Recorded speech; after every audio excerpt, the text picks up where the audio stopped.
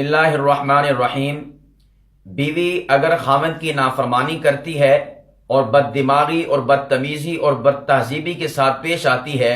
اس موقع پر ایک خاوند کو کیا کرنا چاہیے؟ ہمارے معاشرے کے اندر رجحان یہ ہے کہ اگر بیوی بدتمیزی اور بد دماغی کے ساتھ پیش آتی ہے تو خاوند پہلی مرتبہ ہی اپنی زبان سے لفظ طلاق نکالتا ہے کہ میں تجھے طلاق دے دوں گا، میں تجھے فارغ کر دوں گا، میں تجھے گھر سے نکال دوں گا۔ نہیں میرے بھائیو، ایک مسلمان خاوند، ایک مسلمان شوہر اس طرح کا کردار ادا نہیں کرتا، بلکہ اس کی ذمہ داری ہے کہ قرآن پاک نے جو رولز اور قوانین اور ضوابط ایک خاوند کے لیے تجویز کیے ہیں بیوی کے حوالے سے، وہ اس کی ادائیگی کرتا ہے۔ آئیے ہم قرآن پاک سے پوچھتے ہیں کہ اگر ہماری بیوی ہمارے ساتھ بدتمیزی کرے، بد دماغی سے پیش آئے، بد تہذیبی سے پیش آئے، ہماری حکم عدولی کرے، تو اس موقع پر مجھے اور آپ کو کیا کرنا چاہیے؟ سورہ نساء آیت نمبر 34 اور 35 میں اللہ رب العالمین نے اس مسئلے کا حل ارشاد فرمایا ہے۔ چنانچہ ارشاد باری تعالیٰ ہے واللاتی تخافون نشوزہن فعظوہن،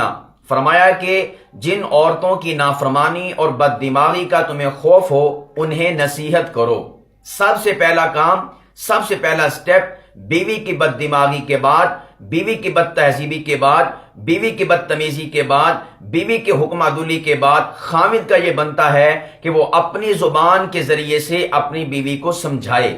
طلاق کا لفظ نہ دے، طلاق کی دھمکی نہ دے اور گھر سے نکل جانے کی اس کو دھمکی نہ دے، بلکہ زبان کے ذریعے سے اپنی بیوی کو سمجھائے کہ ایسا نہ کیجئے، اللہ رب العالمین نے مجھے آپ کا خاوند اور شوہر بنایا ہے، آپ کی ذمہ داری ہے کہ میری عزت کریں، میری تکریم کریں۔ اور بھی کچھ الفاظ ہو سکتے ہیں کہ جس کے ذریعے سے خاوند اپنی بیوی کو سمجھا سکتا ہے۔ تو سب سے پہلا کام بیوی کے بد دماغی، بد تہذیبی اور اس کی حکم عدولی، حکم نہ ماننا، اس کا سب سے پہلا سٹیپ یہ ہے کہ خاوند کا رسپانس اور جواب ہونا چاہیے زبان کے ذریعے سے، اور زبان بھی کیسی؟ فاعظوہن، نصیحت والی، سمجھانے والی اور آگ کو بجھانے والی، نہ کہ آگ لگانے والی۔ اگر بالفرض والمحال آپ کی بیوی آپ کی زبان سے، نصیحت سے اور آپ کی زبان کی لطافت اور شائستگی سے نہیں مانتی اور پھر بھی اس کے اوپر بازد ہے، تو پھر اللہ کا قرآن کہتا ہے آپ نے دوسرا قدم یہ اٹھانا ہے وَاهْجُرُوهُنَّ فِي الْمَضَاجِعِ، آپ نے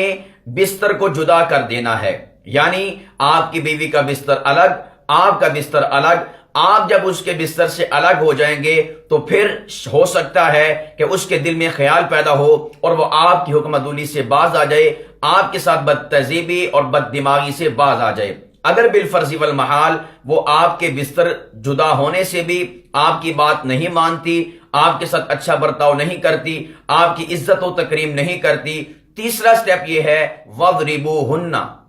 کہ آپ اپنی بیوی کو مار سکتے ہیں۔ لیکن یاد رکھیے، مارنے سے مراد یہ نہیں کہ آپ نے سوٹیوں کے ساتھ مارنا ہے، ڈنڈوں کے ساتھ مارنا ہے، سریوں کے ساتھ مارنا ہے، استریوں کے ساتھ مارنا ہے، راڈوں کے ذریعے سے مارنا ہے، نہیں، یہ بات یاد رہے، ان چیزوں کے ساتھ مارنا یہ اسلامی تعلیمات کے منافی ہے۔ اور جو اشخاص، جو افراد، جو شوہر اور خاوند اپنی بیویوں کے ساتھ اس قسم کا برتاؤ کرتے ہیں، بروز معاشر وہ اللہ پاک کی بارگاہ کے اندر مجرم بنا کر کھڑے کیے جائیں گے۔ یہ سراسر زیادتی، ظلم، بربریت ہے اور اسلامی تعلیمات سے ناآشنائی ہے۔ تو اس لیے یہ جو لفظ قرآن پاک نے تیسرا سٹیپ ذکر کیا ہے بیوی کی بد دماغی، بد تہذیبی اور اس کی حکم عدولی کے سد باب کے لیے، وہ ہے وَاضْرِبُوهُنَّ، کہ آپ اسے مار سکتے ہیں۔ اب کتنا مارنا ہے؟ علماء کرام اور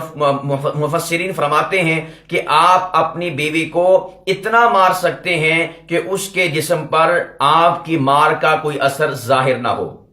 آپ مکہ لگا سکتے ہیں، آپ چانٹ لگا سکتے ہیں، اور یہ چانٹ اور مکہ آپ اس کے منہ پر نہیں لگا سکتے، اس لیے کہ امام کائنات جناب محمد مصطفیٰ صلی اللہ علیہ وسلم نے چہرے پر مارنے سے منع فرمایا ہے۔ تو اس لیے اگر بیوی کو مارنا پڑے تو اس میں اس بات کو ملحوظ خاطر رکھا جائے کہ اس کے چہرے پر نہیں مارنا، اور نمبر 2 ایسی مار نہیں مارنی جو کہ اس کے جسم کے اوپر زخم کو چھوڑ جائے، بلکہ آپ مکہ اور چانٹ لگا سکتے ہیں، وہ بھی بہتر طریقہ یہ ہے کہ آپ اس کی پشت ماریں تاکہ اس کی پشت پر مارنے کی وجہ سے اس کے جسم کے اوپر کوئی اثر اور کوئی زخم ظاہر نہ ہو۔ تو آپ نے زیادہ نہیں مارنا، صرف اور صرف اتنا مارنا ہے کہ جس کے ذریعے سے اسے تنبیہ ہو جائے۔ اب اللہ کا قرآن کہتا ہے فَإِنْ أَطَعْنَكُمْ، اگر ان 3 سٹیپس کے بعد، ان 3 مختلف قسم کی یہ جو اسلام نے آپ کو طریقہ کار بتائے ہیں اس کو راہ راست پر لانے کے، ان کے بعد اگر وہ اطاعت کرے، آپ کی بات کو مانے، فَلَا تَبْغُوا عَلَيْهِنَّ سَبِيلًا، پھر آپ کوئی اور راہ اختیار نہ کریں،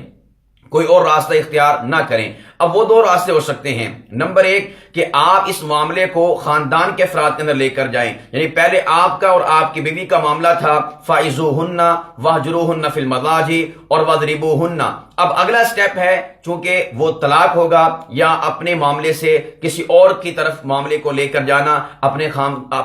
خاندان کے جو دوسرے افراد ہیں ان تک اس بات کو لے کر جانا ہے۔ تو اللہ کا قرآن کہتا ہے کہ اگر ان 3 سٹیپس کے ذریعے سے، ان 3 چیزوں کے ذریعے سے وہ بات مان جاتی ہے تو پھر کوئی اور راہ اختیار نہ کی جائے۔ اگر بالفرض والمحال وہ ان تینوں سٹیپس گزرنے کے باوجود اور ان تینوں چیزوں کو آزمانے کے باوجود اور اپنے اوپر برداشت کرنے کے باوجود آپ کی بات کو نہیں مانتی، پھر بھی حکم عدولی کرتی ہے، بد تہذیبی بد دماغی سے پیش آتی ہے، پھر اللہ کا قرآن کہتا ہے وَإِنْ خِفْتُمْ شِقَاقَ بَيْنِهِمَا فَابْعَثُوا حَكَمًا مِّنْ أَهْلِهِ وَحَكَمًا مِّنْ أَهْلِهَا۔ فرمایا کہ اگر تمہیں میاں بیوی کے درمیان آپس کی انبن لڑائی کا خوف ہو تو ایک منصف مرد والوں کی طرف سے اور ایک عورت کے گھر والوں کی طرف سے آپ نے مقرر کرنا ہے۔ تو گویا کہ 2 منصفین آپ پھر دوسرے سٹیپ کے لیے، یعنی جو آپ کی ذات، آپ کی بیوی کی ذات سے معاملہ نکل کر اگلے کی طرف انوالو ہوگا، اگلے کی طرف جائے گا، اس کے لیے 2 اشخاص کا ہونا ضروری ہے۔ اور اللہ رب العالمین نے یہاں پر صرف یہ نہیں کہا کہ خامد کی طرف سے ہو، یہ نہیں کہا کہ صرف عورت کی طرف سے ہو، بلکہ دونوں اطراف سے ایک منصف کا کہا ہے کہ ایک منصف مرد کی طرف سے ہو، ایک منصف عورت کی طرف سے ہو۔ ہمارے ہاں کیا ہوتا ہے کہ خامد اس قسم کی لڑائی کے بعد یہ فیصلہ اپنے باپ کے حوالے کرتا ہے اور اکیلا باپ پھر اس فیصلے کو صادر کرتا ہے، جس کی وجہ سے نقصانات ہوتے ہیں۔ یہ شریعت سے انحراف ہے اور شریعت کے مزاج کے خلاف ہے۔ تو آئندہ اگر بالفرض والمحال اللہ نہ کرے کسی کا معاملہ ایسا ہو جاتا ہے تو اس کے لیے بہتر صورت جو قرآن پاک نے ذکر کی ہے وہ یہ ہے کہ ایک مرد والوں کی طرف سے منصف ہونا چاہیے اور دوسرا منصف عورت والوں کی طرف سے ہونا چاہیے۔ اب یہ دونوں بیٹھ کر ان دونوں کے بارے میں، خامد اور بیوی کے بارے میں فیصلہ کریں گے۔ اللہ پاک فرماتے ہیں ان یریدا اصلاحا یوفق اللہ بینہما، اگر ان دونوں کا ارادہ اصلاح کا ہوا، صلح کا ہوا، ملاپ کا ہوا، محبت و مودت کا ہوا کہ یہ پھر آپس میں مل جائیں، تو پروردگار فرماتے ہیں یوفق اللہ بینہما، اللہ تعالیٰ بھی ایسا ہی فرما دے گا، اللہ تعالیٰ ایسے ہی دلوں کو ملا دے گا۔ تو بھائیو، ہمارے ہاں عام طور پر جب یوں معاملہ کسی کے پاس جاتا ہے اس کی اولین کوشش یہ ہوتی ہے، ہمارے معاشرے کا جو المیہ ہے، کہ ہم نے بس ان کے اندر جدائی ڈالنی ہے۔ نہیں، اگر کسی کو منصف بنایا جائے تو اس کے ذہن کے اندر 99% ان دونوں میاں بیوی کو ملانے کا، ان میں محبت اور ربط اور تعلق اور نسبت کو قائم کرنے کا ارادہ ہو، اور کوئی پوائنٹ اس کے ذہن میں نہیں ہونا چاہیے۔ ہاں اگر وہ نہیں مانتے، معاملہ اتنا ہی گمبھیر ہو چکا ہے، پھر اگلی راہ اختیار کی جا سکتی ہے، لیکن حتی الوسع 99% جو ہے ذہن میں یہی بات ہونی چاہیے کہ ہم نے ان کی صلح کروانی ہے، ان کا ملاپ کروانا ہے، ان کی نسبت اور تعلق کو قائم رکھنا ہے۔ تو انشاءاللہ العزیز اللہ پاک کی ذات نے جیسا کہ فرمایا یوفق اللہ بینہما، کہ اللہ رب العالمین ان کو ملا دے گا، ان کو آپس کے اندر پھر جوڑ دے گا۔ تو انشاءاللہ العزیز جب منصفین کی یہ نیت ہوگی تو یقیناً اللہ پاک ان دونوں کے اندر آپس کی محبت کو پھر قائم فرما دے گا۔ تو اس لیے میں اور آپ قرآن و سنت کی روشنی کے اندر جو اصول اور ضابطے اس عظیم رشتے کی بقا کے لیے اللہ نے دیے ہیں ان کو اپنائیں اور انہی کے مطابق اپنی زندگی کو سنوارنے اور گزارنے کی ہمت اور کوشش فرمائیں۔ اگر ایسا نہ کیا تو جس طرح ہم معاشرے کے اندر طلاق اور طلاق کی جو لفظ ہے اس کو سن رہے ہیں، یا اس کے مقدمات ہیں، یا اس کے لیے جو دارالافتاء کے اندر استفتاء آتے ہیں، سوالات آتے ہیں، پھر یہی سنتے رہیں گے، یہی دیکھتے رہیں گے اور اسی طرح گھر اجڑتے رہیں گے۔ تو اس لیے خدا را